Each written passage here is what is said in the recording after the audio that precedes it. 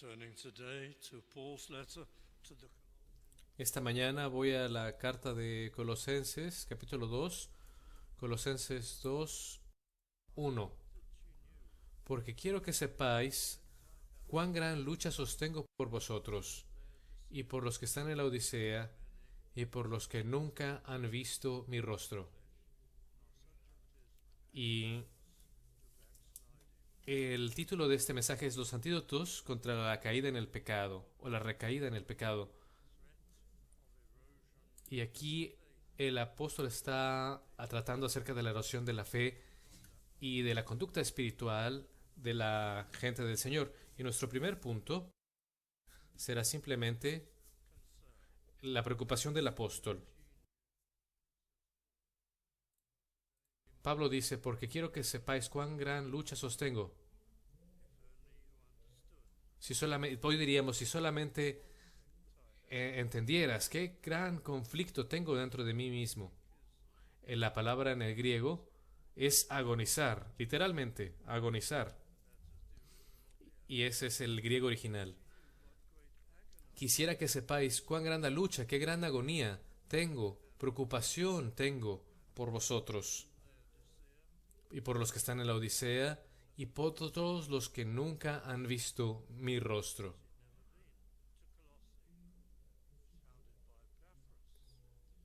Nunca ha ido a Colosenses,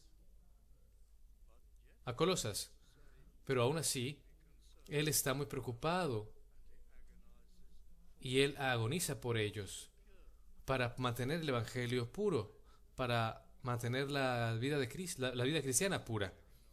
¿Cómo es que él está agonizando por ellos? ¿Qué es lo que ha hecho por ellos? Mientras escribe esta carta está en una prisión romana y lo que dice es algo que se ha hecho por ellos. Como es que ellos se han esforzado por la pureza del evangelio. En Hechos 15, esa gran visita a Jerusalén para tratar con un asunto acerca de los judaizantes, estos herejes que habían estado en la iglesia de Jerusalén, y ellos estaban subvirtiendo las iglesias y estaban tratando de llevarlas de nuevo a los caminos de los judíos. Estas son iglesias gentiles, de gentiles, que no eran judías, que nunca habían sido judíos, pero intentan llevarlos hacia allá. Estaban tratando de persuadir a las personas para que creyeran que no había suficiencia en Jesucristo y que tenían que llegar de nuevo a las ceremonias y lo que ocurría a las ceremonias judías como la circuncisión, etcétera. Y el apóstol Pablo regresa a Jerusalén casi a rogarles a ellos para disciplinar a estos miembros que estaban desautorizados y habían ido por todo el mundo antiguo para destruir el trabajo de los apóstoles y luchó en contra de estas herejías tan poderosamente. Y no solamente esto, él también oraba por ellos y él estaba preocupado, Pablo estaba preocupado. Era una batalla constante. Y por eso dice, por todos los que nunca han visto mi rostro. Y este es este problema. Y vamos un poco abajo al versículo 4. Y aquí nos dice que él está preocupado. Y quizá iremos al versículo 2 en un momento, pero el versículo 4. Y esto lo digo para que nadie os engañe con palabras persuasivas para atraerlos fuera de la comunión con Cristo. Y luego en el versículo 8. Mirad que nadie os engañe por medio de filosofías. Aquí la idea del original es que ningún falso maestro te pueda contaminar con filosofía, contaminar tu camino. No es la filosofía en sí misma, que se trata con la exploración de ideas, sino que la palabra traducida como filosofías aquí significa amante de cosas rimbombantes, no necesariamente cosas ciertas, sino sino de personas que aman ideas complejas solamente por el hecho de que sean complejas. Cosas falsas, cosas engañosas, y las introducen dentro de la fe cristiana y fascina a las personas. Así que las están trayendo fuera de la doctrina de Cristo. Así que le dice, mirad, que nadie os engañe por medio del amor, de argumentos pomposos, elaborados y huecas sutilezas, según las tradiciones de los hombres. Estos son los judaizantes, los que se tienen en mente, conforme a los rudimentos del mundo y no según Cristo. Y aquí el significado más general de esto es que mucho de esto es carnal, no espiritual.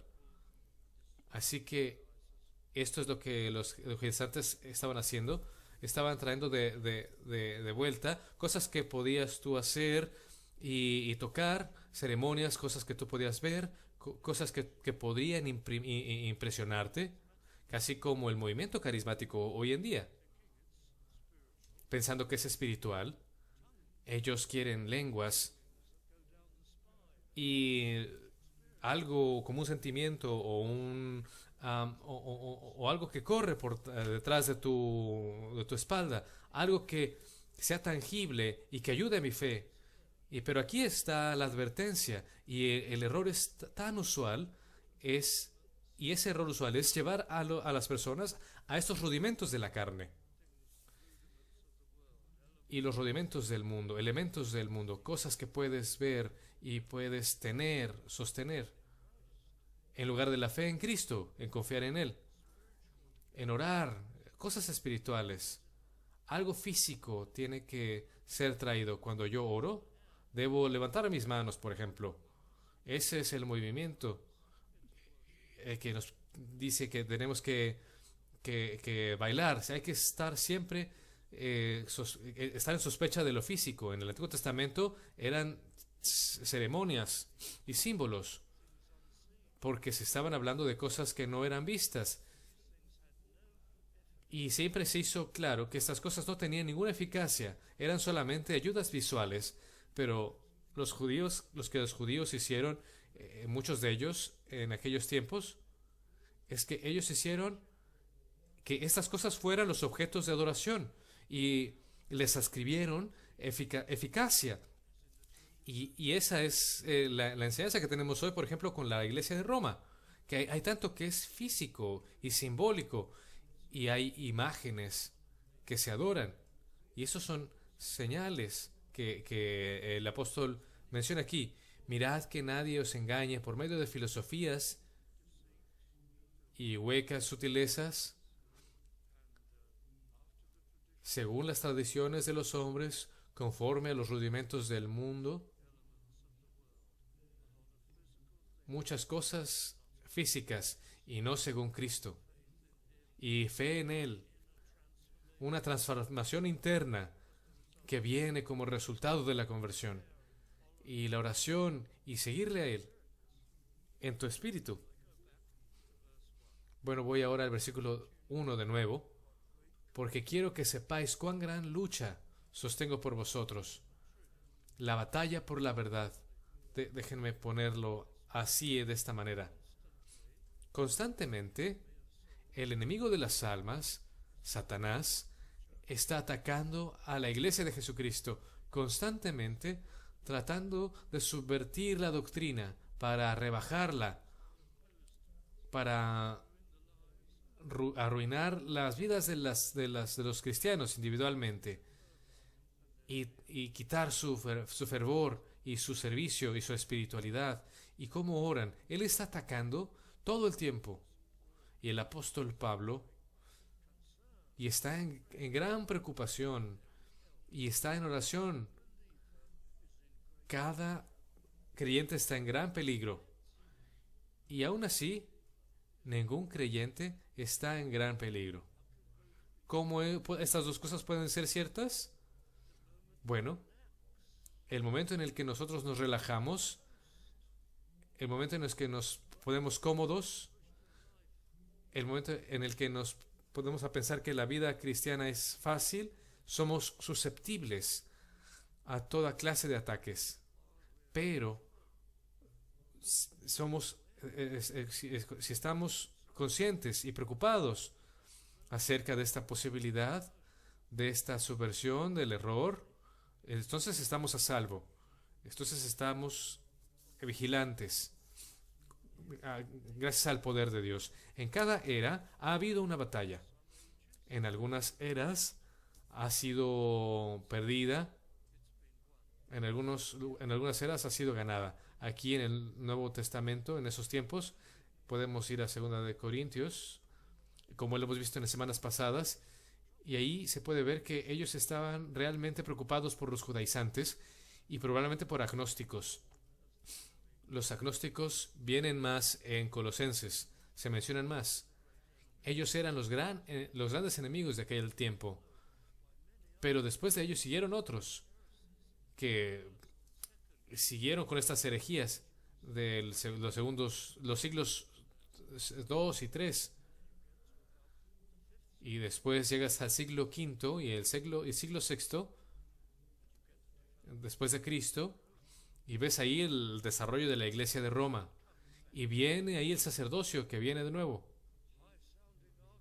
Y ahí los argumentos pomposos, y dicen necesitamos un sacerdote, y es traído de nuevo. Y las autoridades eclesiales. Y para ser estables, necesitamos todas las iglesias que estén juntas sobre una autoridad.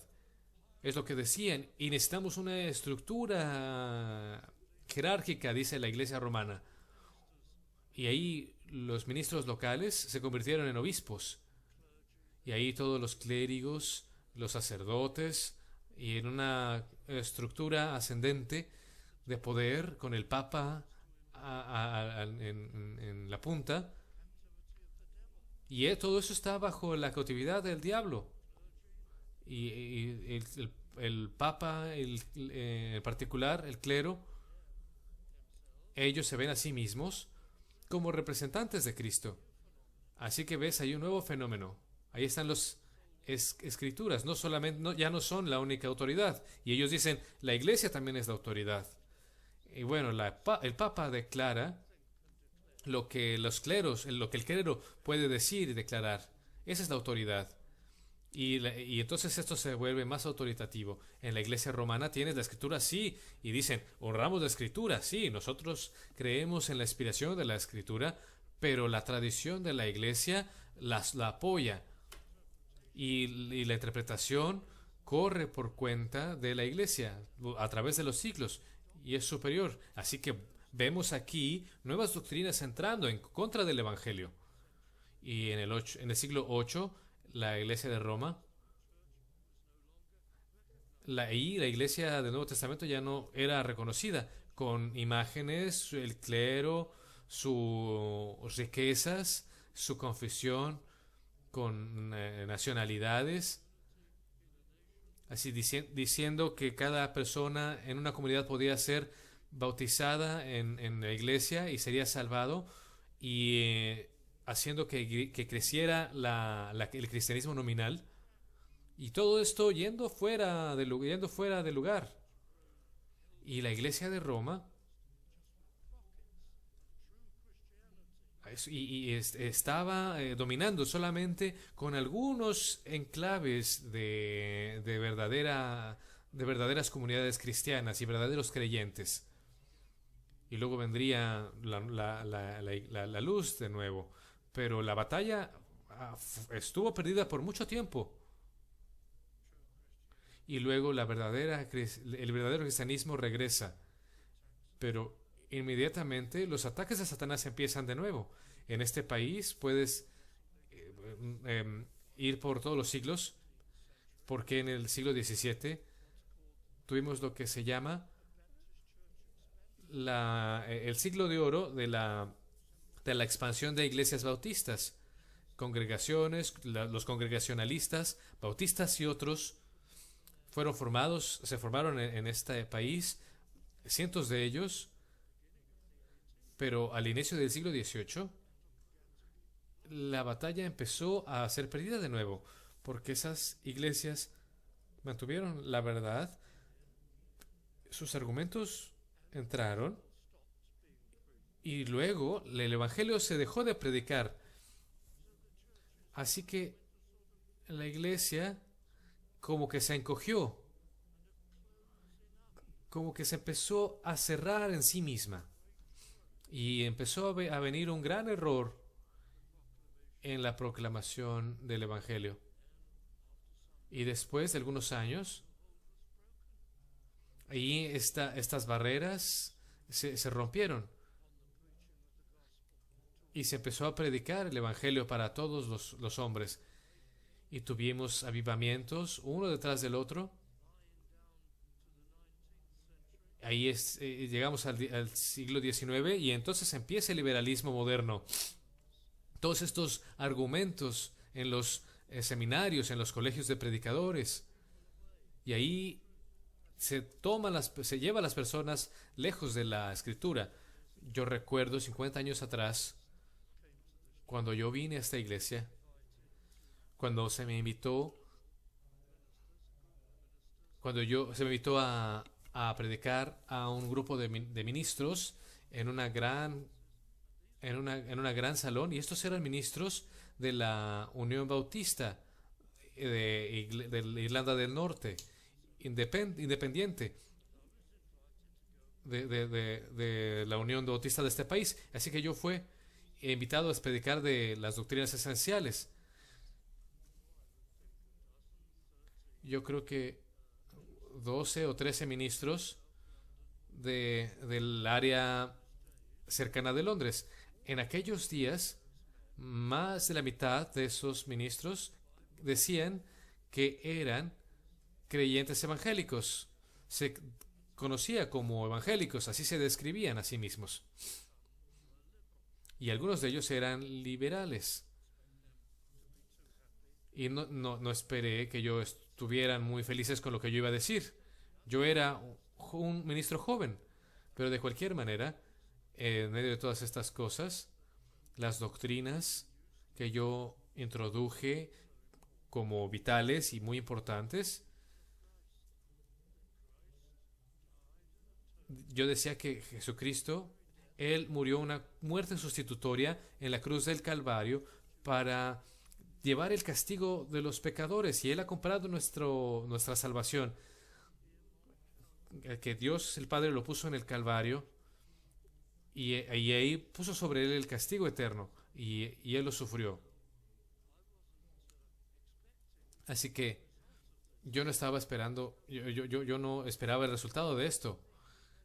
Pero incluso los evangélicos, los de la Unión Bautista, uno o dos, estaban furiosos. Sustitución, esa es una doctrina terrible. No puedes creer esto, no puedo nombrar sus nombres. Pero estos eran pastores evangélicos de supuestamente iglesias evangélicas, y ellos no creían en esta sustitución. ¿Cómo entonces puedes ser un cristiano? ¿Cómo puedes nacer de nuevo? ¿Cómo puedes entonces venir al Señor? Ha sido perdida, se perdió esa doctrina. Estaba yo en shock. De hecho, un hermano mayor estaba con una cara en rojo.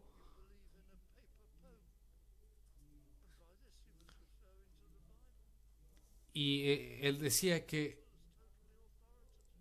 y este hombre decía que,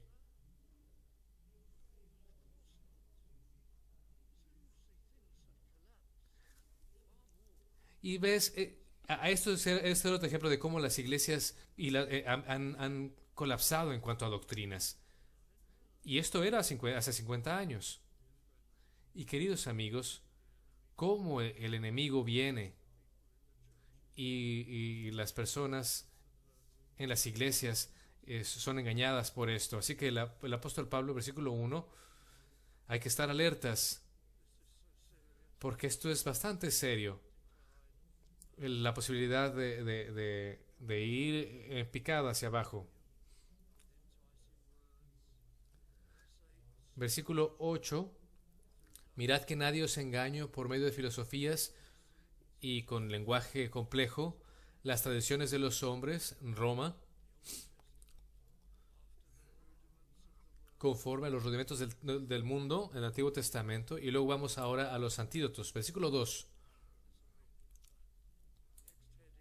Este será mi siguiente punto y es simplemente entendimiento. Este es un antídoto crucial para que sean consolados sus corazones.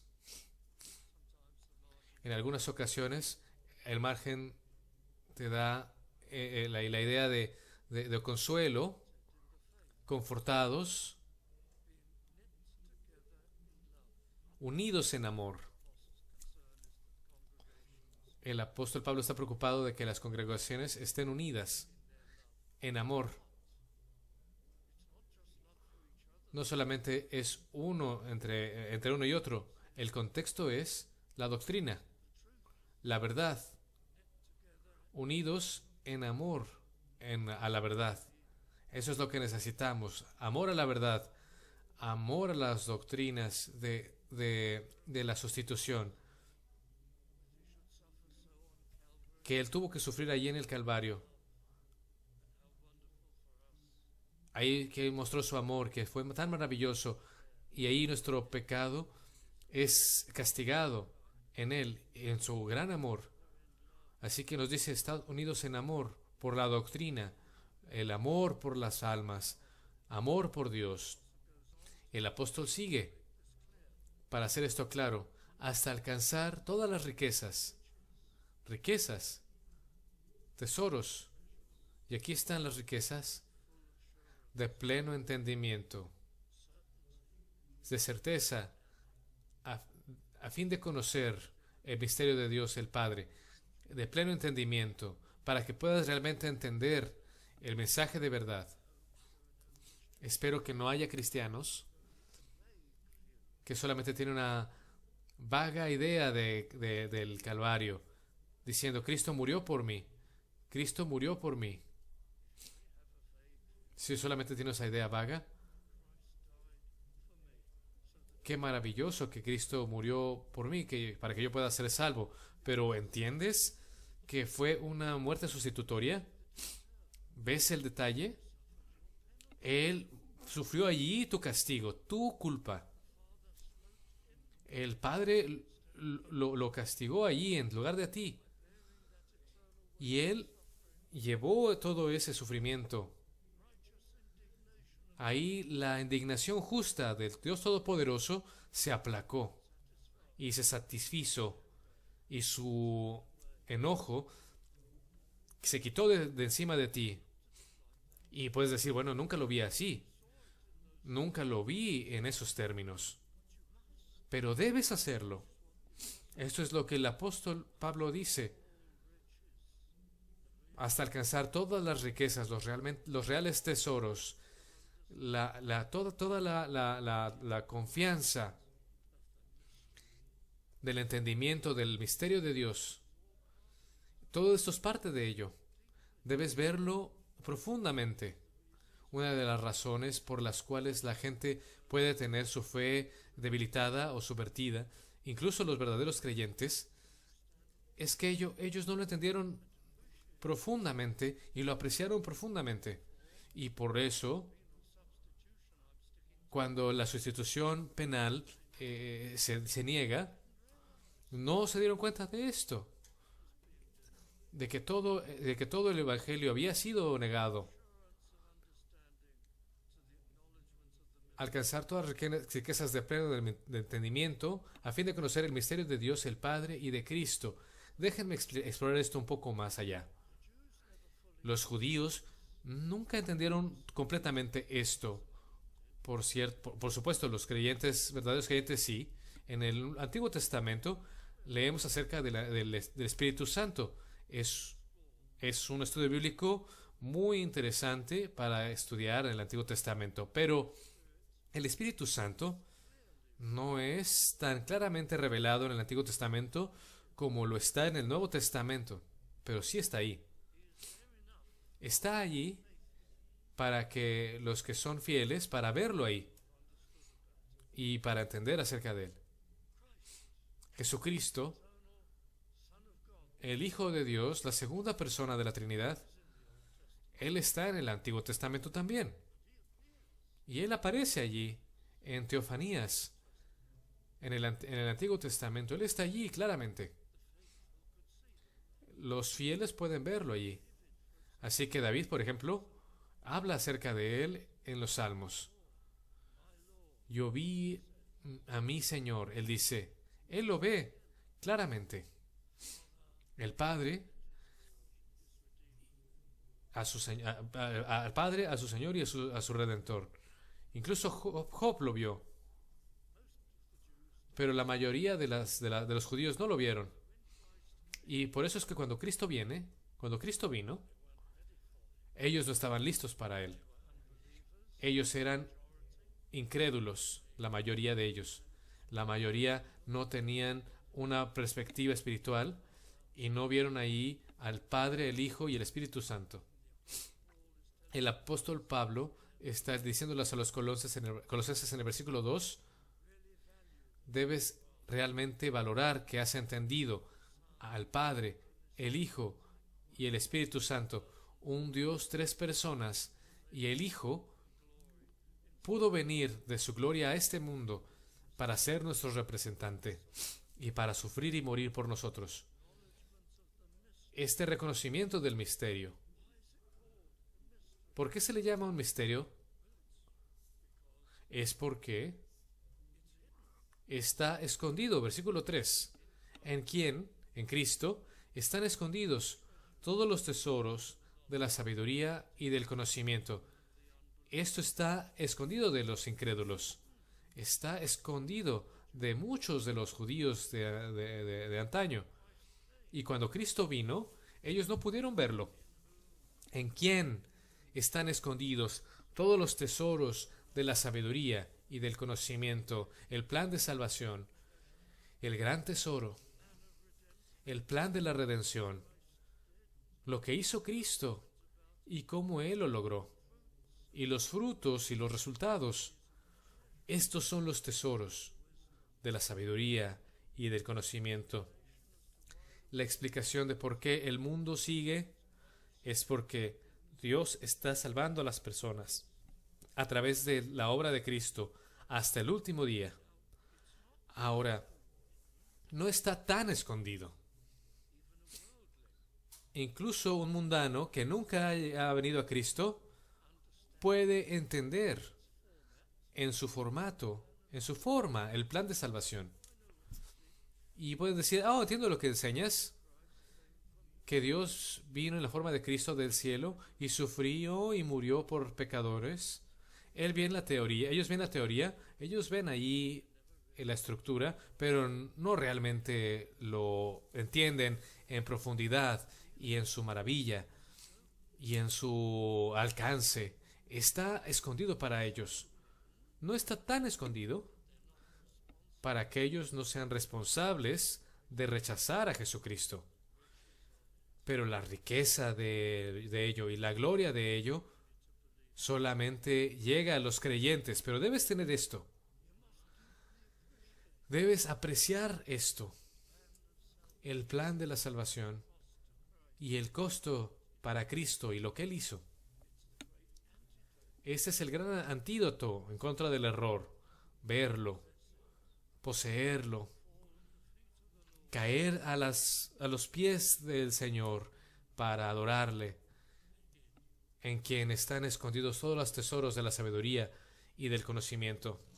Bueno, aquí está otro punto y los llevaré al versículo 5. Porque aunque estoy ausente en cuerpo,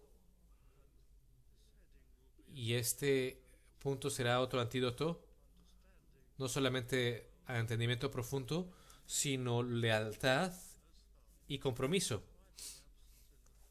Y dice, porque aunque estoy ausente en el cuerpo, no obstante en espíritu estoy con vosotros, gozándome y mirando vuestro buen orden. el apóstol Pablo dice, he escuchado todo acerca de ustedes y puedo verlos en los ojos de mi mente. Y he tomado nota y he visto maravillado. Decir mirar aquí es una gran palabra que implica gran maravilla y alegría. Y la primera cosa que él se da cuenta es que tienen orden. Y luego sigue para decir firmeza. Y ves aquí el apóstol Pablo está escribiendo desde una prisión en Roma. Pero él tiene en mente claramente es todos los desfiles de los romanos en la prisión, en cada mañana, cada tarde. Y ve ahí sus simulacros de formación. Ve ahí su orden. Y los llevan a diferentes rangos. Y ellos están firmes. Y es una palabra interesante porque tiene que ver con la fortaleza del cuerpo humano. Cuando se le ve ahí la formación de los soldados, se ve ahí una unidad para después ir a la batalla. Y ahí está la fuerza de ese cuerpo humano. Ahí está esta firmeza que da la idea de que no se puede quebrar. Firmeza de vuestra fe en Cristo. Y bueno, la iglesia de Colosas no iría a la guerra, por cierto. Por supuesto que no. Pero aquí se da la idea de que está unida. Es una iglesia que trabaja. Una iglesia trabajadora. Y los corazones están unidos en amor. Y son hombres y mujeres humildes. Muchos de ellos probablemente altamente educados.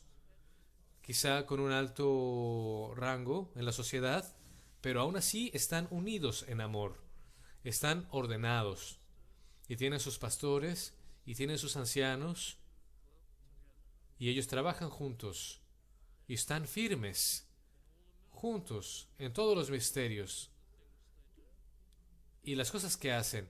Y aquí lo que podemos leer es que tenemos que estar preparados para pelear en contra del error. Tenemos que ser esa iglesia. Imagina una iglesia que no es así, donde la gente son individualistas, donde la gente son orgullosos y dicen, oh, yo no creo en esto y hago lo que yo creo. Y a veces tienes a cristianos que son así y que son creyentes y que hacen visitación o escuela dominical, lo que sea, y aún así tienen algún tipo de esquema dentro de ellos mismos. No están completamente perdidos, tienen algo de celo, pero están dirigidos de mala manera. Ellos tienen sus propias cosas en su cabeza que ellos creen que son correctas. Esto no es lo que el apóstol Pablo ve en Colosas. Ellos dicen, humildemente trabajando juntos.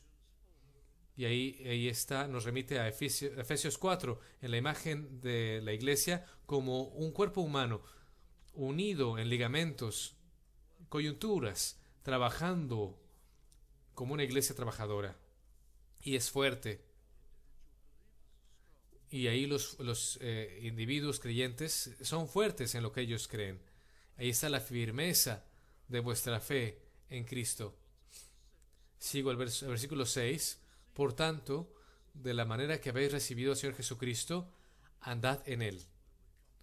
Bueno, cuando venimos a Cristo, nosotros somos humillados y caemos ante sus pies, nos arrepentimos de nuestros pecados, creemos en su trabajo que fue culminado, consumado, y luego nos sometemos a Él y nos rendimos ante Él y le damos nuestra vida.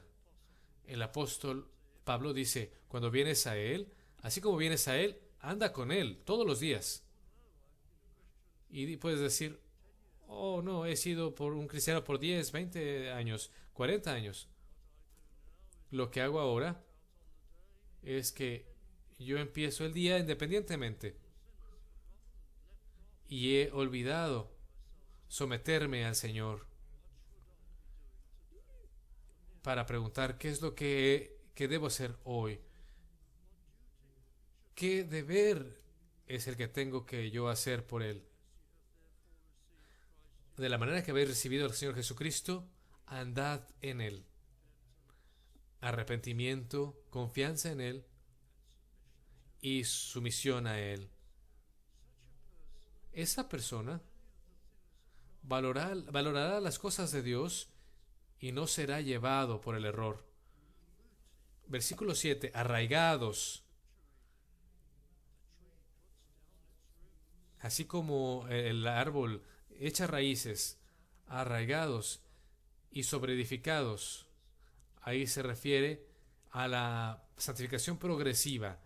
Todos los días, preocupado por la santidad y confirmados en la fe, así como habéis sido enseñados, recordando las cosas que nos enseñaron. Y puedes decir, oh, no hago esto. Me siento en la banca, disfruto el sermón, y luego después de esto ya se fue de mi mente. El siguiente mensaje, disfruto otro mensaje y muy pronto se irá de mi mente.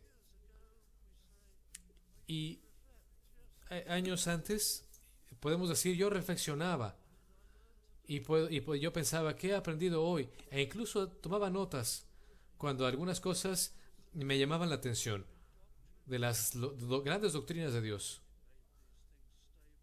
Y hizo que estas cosas fueran estables en mi mente.